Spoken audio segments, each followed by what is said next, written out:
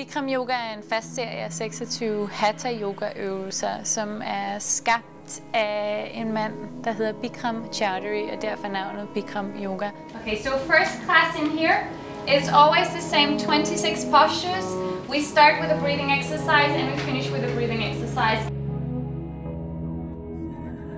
Og man starter simpelthen med at varme rygsøjlen op og varme benene op, og så varme alle ledene op, og dernæst går man i gang med nogle styrkeøvelser, nogle balanceøvelser. Så det er meget systematisk bygget op, så man er sikker på, at man får berørt alle områder i kroppen. Så serien er specifikt skabt til os at gå ind og styrke rygsøjlen og styrke ligesom centralnervesystemet.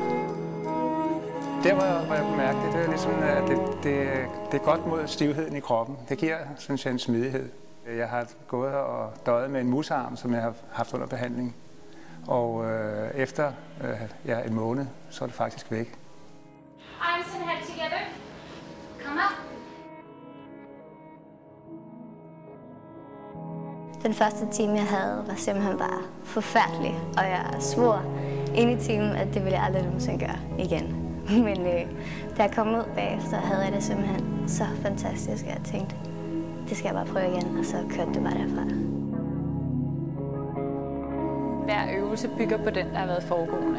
Og den foregående øvelse er ligesom opvarmning til den næste øvelse, så man kan ikke pille en af øvelserne ud af serien. Det bliver også ligesom en sang, så sangen er jo selvfølgelig ikke det samme, hvis man bytter rundt på noderne og på akkorderne, så på samme måde er det med Bikram Yoga, at man skal have de 26 øvelser i den samme rækkefølge, for netop at have den her sang eller den her meditation i øvelserne. Altså de her 26 stillinger i varmen har gjort for mig, at det faktisk har healet en gigt, jeg havde i min venstre side. Så er det åbenbart løsnet op og givet blodgennemstrøm, og så varmen har gjort, at man kunne komme dybere. Og siden har jeg slet ikke hverken behøvet medicin, og nu har jeg kunnet ligge på min side her det sidste år, hvor jeg har dyrket Bikram Yoga, så det er i hvert fald noget, jeg vil gøre resten af mit liv. Hvorfor netop 40 grader? Fordi det er simpelthen det varmeste, man kan udsætte kroppen for. Kroppen afgifter, man sveder enormt meget, og det største organ på kroppen er huden.